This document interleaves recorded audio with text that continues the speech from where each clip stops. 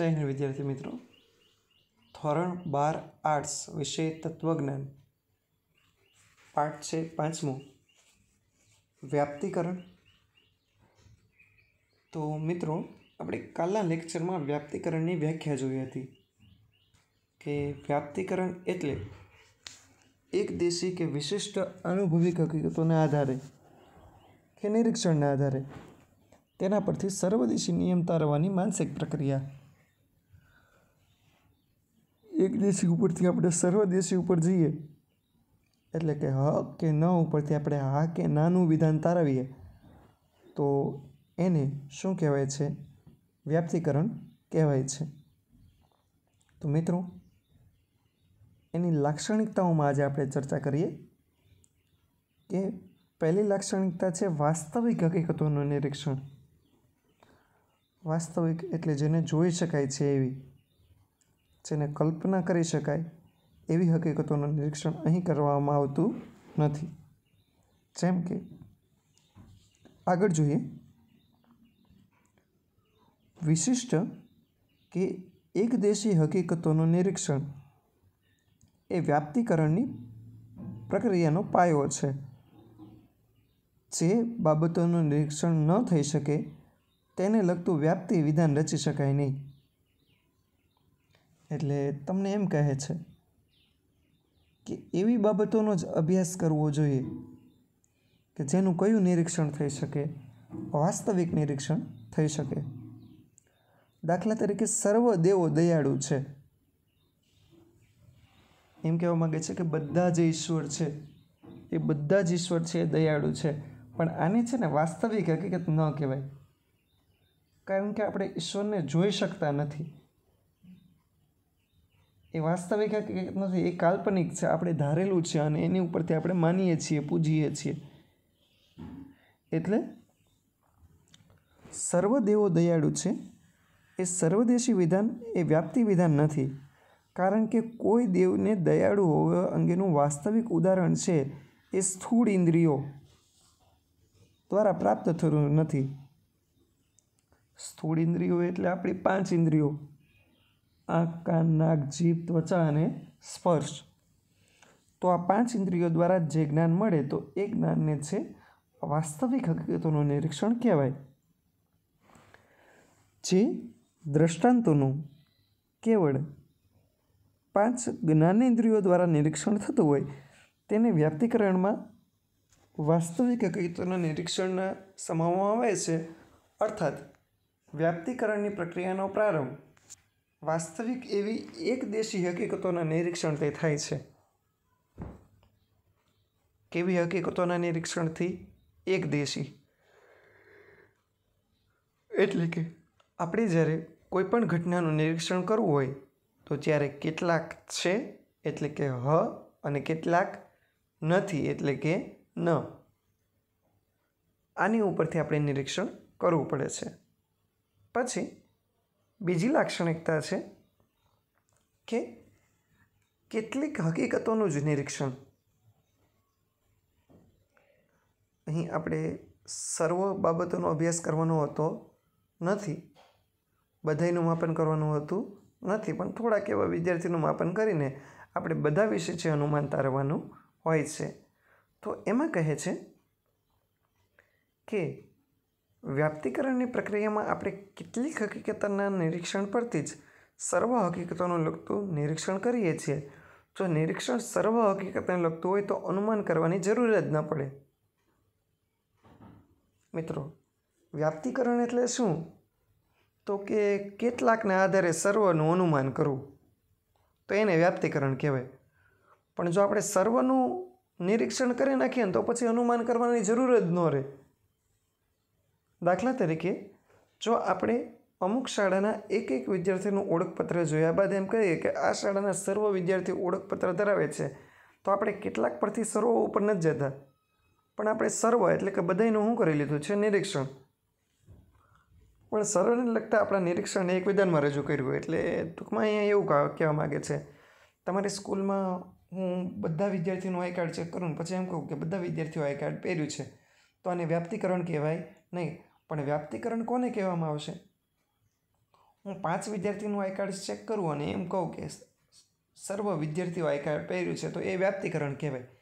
કારણ કે આપણે કેટલાક ઉપરથી કોની ઉપર જવાનું છે? સર્વ ઉપર. પછી જો નિરીક્ષણ સર્વ હકીકતને લગતું હોય તો તેના આધારે સર્વને લગતું સામાન્ય સર્વદેશી વિધાન તારવીએ તો દલીલનું ફલિત વિધાન એ આધાર વિધાનમાં સમાયેલું ન ગણાય. કારણ કે ફલિત વિધાનમાં રજૂ થયેલી સર્વને લગતી હકીકતમાંથી સર્વનું નિરીક્ષણ આધાર વિધાનમાં રજૂ થયેલું છે. હકીકતમાં આધાર વિધાનમાં થોડીક એવી માહિતી આપેલી હોય અને તેના ઉપરથી આપણે અનુમાન કરવાનું હોય કે તે ફલિત વિધાનમાં આ બધી માહિતી હશે એવો શબ્દ પ્રયોગ કરું છું. પછી આગળ કહે છે, તેથી આ દલીલના આધાર વિધાન અને ફલિત વિધાન વચ્ચે ગર્ભિતા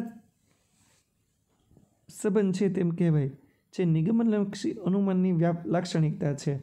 આપણે અહીં નિગમનલક્ષી અનુમાન નથી ભણી રહ્યા, પણ કઈ ભણી રહ્યા છે? વ્યાપ્તિલક્ષી. આ દૃષ્ટિએ દલીલને વ્યાપ્તિલક્ષી દલીલ ન ગણી શકાય. નોંધપાત્ર બાબત એ છે કે વ્યાપ્તિ વિધાનમાં કેટલાક પરથી સર્વ જવાનું બૌદ્ધિક સાહસ અનિવાર્ય છે. જ્યારે તમે કોઈ પણ વ્યાપ્તિ વિધાન રચતા હોય ત્યારે એક બાબત હંમેશા યાદ રાખવાની કે આપણે કોના ઉપરથી કોની ઉપર જવાનું છે? કેટલાક પરથી સર્વ ઉપર.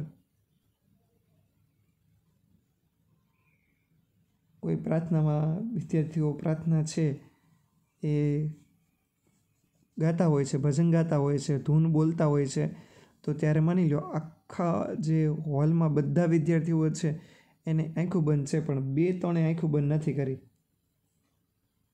અને હું એમ કહું કે સર્વ વિદ્યાર્થીઓ છે એ આંખું બંધ કરતા નથી, તો આ હું કોની ઉપરથી કે 2-3 વિદ્યાર્થી ઉપરથી આખા પ્રાર્થના હોલ લખી જાઉં છું, તો આને બૌદ્ધિક સાહસ કહેવાય. પછી આનો અર્થ એ થયો કે વ્યાપ્તિકરણમાં સર્વનું નહીં પણ કેટલીક હકીકતોનું નિરીક્ષણ થવું જોઈએ. કેટલી 2, 3, 4 કે 5 અને એની ઉપરથી સર્વ ઉપર જવાનું હોય છે. પછી આવે છે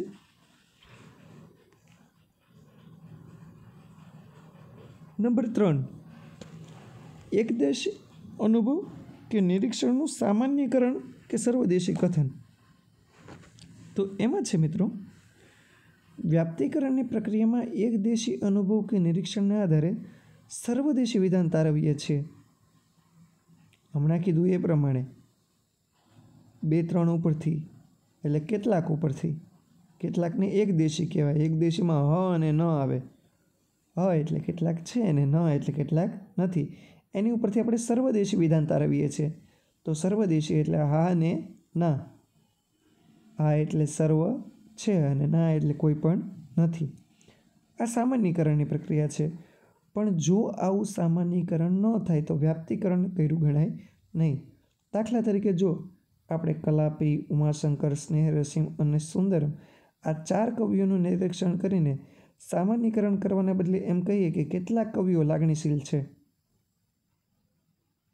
તો આ વ્યાપ્તિ વિધાનની રચના ગણી શકાય નહીં. કારણ કે અહીં કયો શબ્દ લખ્યો છે? કેટલાક છે. વ્યાપ્તિકરણ કરવું હોય તો કયા 2 શબ્દો આની જગ્યાએ મૂકવું જોઈએ? સર્વ છે અથવા કોઈ પણ નથી. કોની જગ્યાએ? કેટલાક છે એની જગ્યાએ. તો આ તો કેવળ મર્યાદિત અનુભવ કે નિરીક્ષણનું કથન માત્ર, અર્થાત એકદેશી હકીકતોના નિરીક્ષણના આધારે આપણે એકદેશી વિધાન તારવીએ છીએ. પણ વ્યાપ્તિકરણ એટલે શું? તો કે એકદેશી હકીકતોના નિરીક્ષણના આધારે સર્વદેશી વિધાન તારવવાની માનસિક પ્રક્રિયા. અહીં તો એકદેશીના આધારે એકદેશી તારવીએ છીએ. પરંતુ નોંધપાત્ર મુદ્દો એ છે કે તાર્કિક કૂદકો કે બૌદ્ધિક સાહસ એ વ્યાપ્તિકરણની અનિવાર્ય આવશ્યકતા છે. તાર્કિક કૂદકો કે બૌદ્ધિક સાહસ કોને કહેવાય? કે જ્યારે આપણે કેટલાક પરથી કોની ઉપર જઈએ છીએ? સર્વ ઉપર. 2, વિદ્યાર્થી બાયધા હોય અને એ 2 વિદ્યાર્થી પોતાના ખાનદાન ઉપર વયાઈ જાય, મા બાપ, પિતા આપણે જેને કહીએ, ભાઈ કહીએ, અથવા તો છે કોઈ પણ અપશબ્દો બોલવા માંડે તો બાંધણ કોની વચ્ચેની હતી? 2 વચ્ચેની, એટલે એકદેશી. હવે એકદેશી ઉપરથી ક્યાં વયા ગયા? સર્વદેશી. તો એને તત્વજ્ઞાનની ભાષામાં કયા નામે ઓળખવામાં આવે છે? તાર્કિક કૂદકો કે બૌદ્ધિક સાહસ.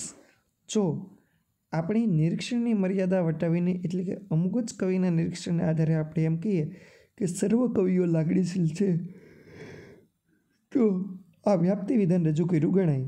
કારણ કે આપણે કેટલાકના આધારે કોની ઉપર ગયા? સર્વને આધારે. અર્થાત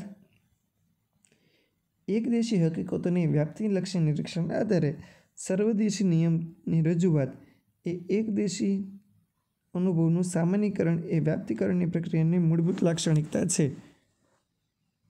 તો મિત્રો, આપણે આજે એટલું ભણ્યા છીએ.